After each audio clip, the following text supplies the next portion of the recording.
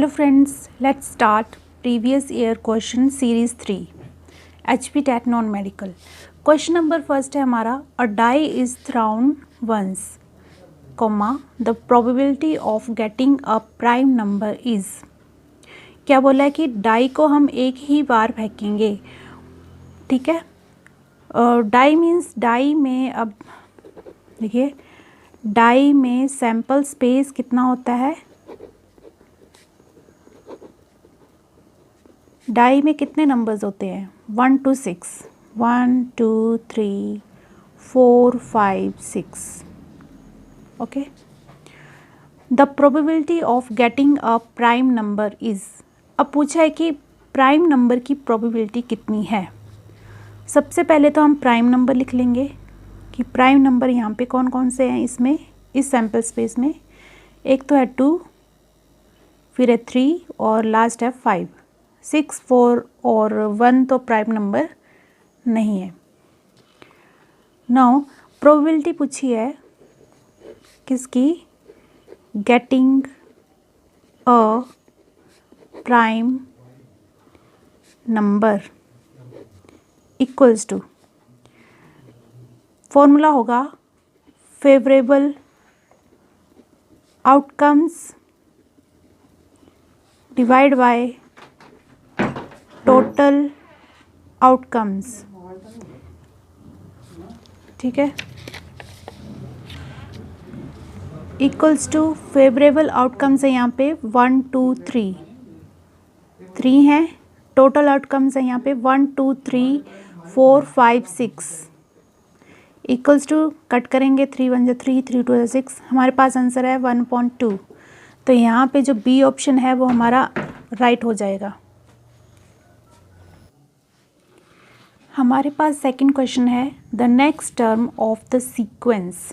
Next term क्या होगी इस सीक्वेंस में, जो कि सीक्वेंस क्या है 1, 9, 36, 100, 225, और यहाँ पे ये वाली नेक्स्ट जो सीक्वेंस है वो पूछी गई है, ठीक है। तो यहाँ पे लिख लेते हैं 1, 9, 36, 100, 225, कॉमा डैश। ये किस चीज़ का स्क्वायर बन रहा है, 1 का स्क्वायर 1 नहीं होता है। ये किसका बन रहा है 3 का स्क्वायर, 3 3 जा 9। ये किसका बन रहा है 6 का, 6 का स्क्वायर 36।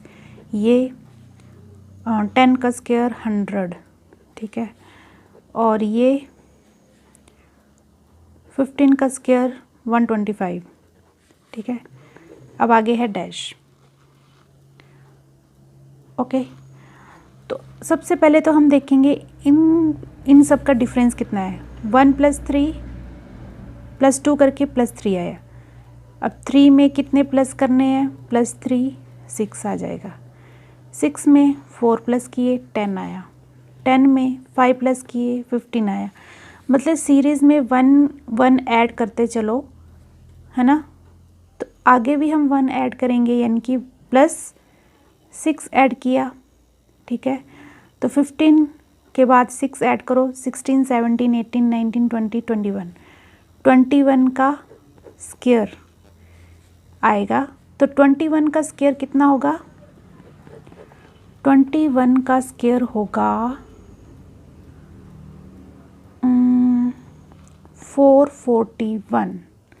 तो यहाँ पे हमारा आंसर आ जाएगा 441, ओके।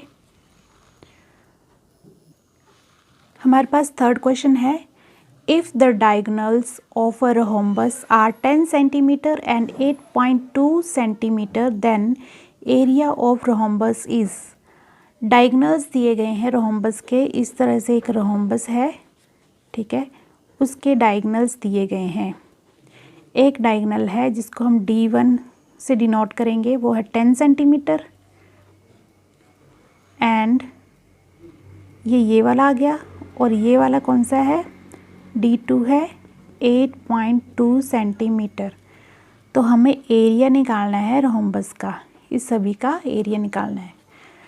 तो सबसे पहले तो गिवन क्या क्या दिया है, D1 10 centimetre, D2 8.2 centimetre. Area of rhombus, formula लगा दो एरिया ऑफ रोम्बस। तो एरिया ऑफ रोम्बस का फॉर्मूला होता है half into D1 into D2। Half वैसा का वैसे आ जाएगा। अब D1 है यहाँ पे 10 सेंटीमीटर मल्टीप्लाई बाई D2 है 8.2 सेंटीमीटर। 2 से 10 कट गया 5। अब 5 2 जा 10, 5 8 जा 40, 41 पॉइंट लगा है सेंटीमीटर का स्क्वायर। तो हमारे पास आंसर आ गया 41 सेंटीमीटर स्क्वायर। हमारे पास फोर्थ क्वेश्चन है HCF ऑफ 210, 385 एंड 735 इज़। तो HCF पता है कैसे निकालते हैं, 210 के पहले फैक्टर्स निकालेंगे, 2 1 जा 2, 0, 2 5 जा 10। अब ये जाएगा 3 से, 3 3 जा 9, 1, 3 5 जा 15, फिर जाएगा 5 से, 5 7 जा 35।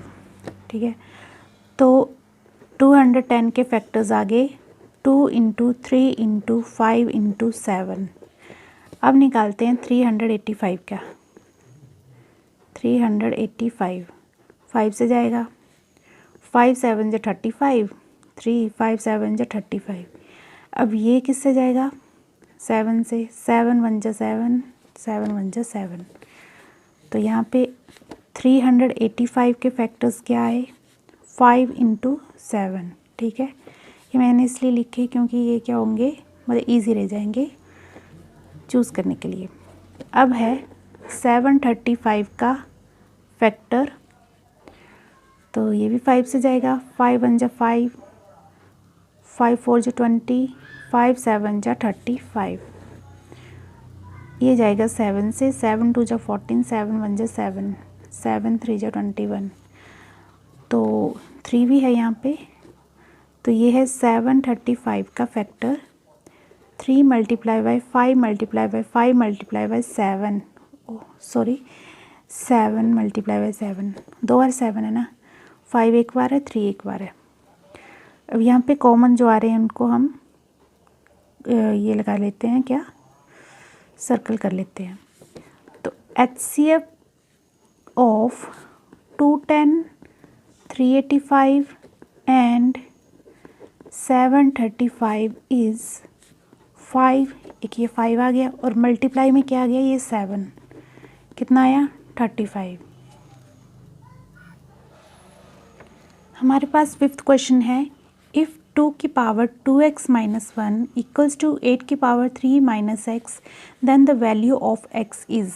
अगर हमारे पास ये वैल्यूज़ दी गई हैं तो हमें x की वैल्यू फाइंड आउट करनी है। तो हमें देखना है कि हम क्या कर सकते हैं। इसको तो डायरेक्ट नहीं लिख सकते क्योंकि ये दोनों सेम नहीं है, तो इसलिए 8 को हम क्या लिख सकते हैं, 2 की पावर 3, क्योंकि 2 की पावर 3 कितनी होती है, 2 को 3 बार मल्टीप्लाई करो तो 8 ही आता है।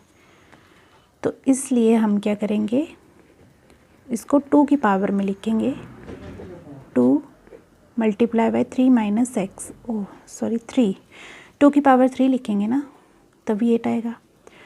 अब क्या करेंगे, ये दोनों सेम है, ठीक है, बेसिस आर सेम, तो पावर्स को हमने इस तरह से कैलकुलेट करना है। इसको इस तरह से लिख दिया 2x माइनस 1, इसको लिख दिया 3 इंटू 3 माइनस एक्स। अब क्या करना है, सॉल्व कर लो। 2x माइनस 1 इक्वल्स टू 3 3 जा 9 माइनस 3x। 3x इस साइड गया तो प्लस हो गया, और 9 ये माइनस इस साइड गया तो प्लस हो गया। 3 + 2 5x equals to 10, x equals to 10/5,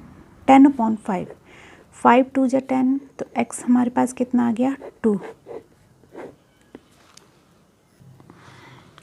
6 question है हमारे पास, √m + √n equals to 16, then value of m/n is. ओहो, इसमें एक और वैल्यू है, √m minus √n equals to 8। ये दोनों वैल्यूज़ हैं और हमें फाइंड आउट करना है m/n। तो उसके लिए हम क्या करेंगे, इसको इक्वेशन नंबर 1 लिखेंगे, इसको इक्वेशन नंबर 2, ठीक है। इनको करेंगे ऐड, एडिंग 1 and 2, यहाँ पे ऐड करेंगे तो ये दोनों 2√m है, इसके साथ ये कैंसिल हो जाएगा, इक्वल्स टू 8 + 16 + 8 कितना आ जाएगा 24।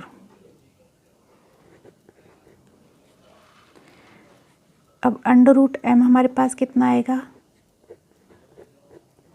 12, √m आ गया हमारे पास 12। स्क्वेयरिंग करेंगे बोथ साइड तो √ का स्क्वायर से कट जाएगा तो m बचेगा, और 12 का स्क्वायर करेंगे तो 144, तो m हमारे पास कितना आ गया 144। ओके,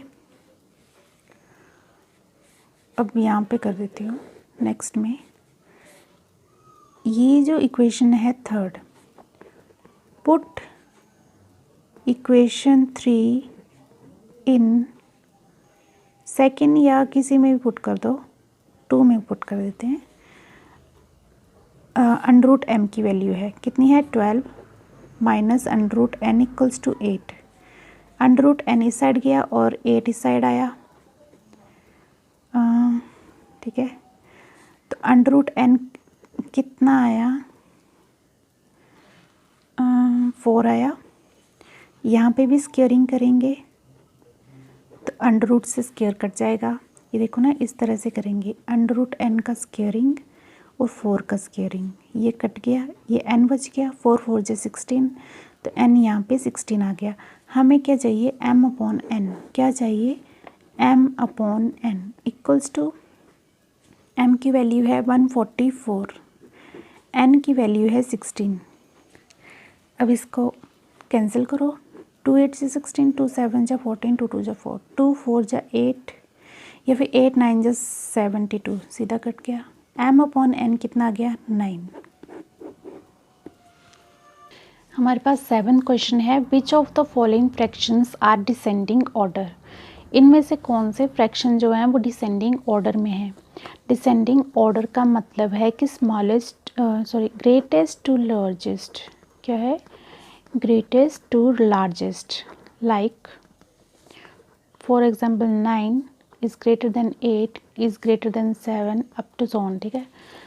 अब है हमारे पास 7/16, 5/11, 9/17, 4/7। तो सबसे पहले हम दोनों को चेक करेंगे विद ट्रिक।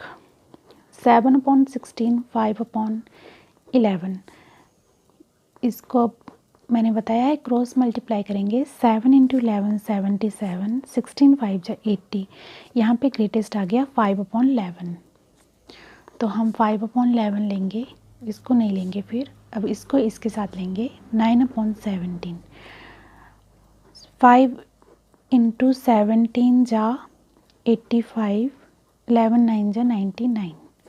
अब इसमें से बड़ा ये आ गया, अब इसको इसके साथ लेंगे, इसको भी नहीं लेंगे, ओके।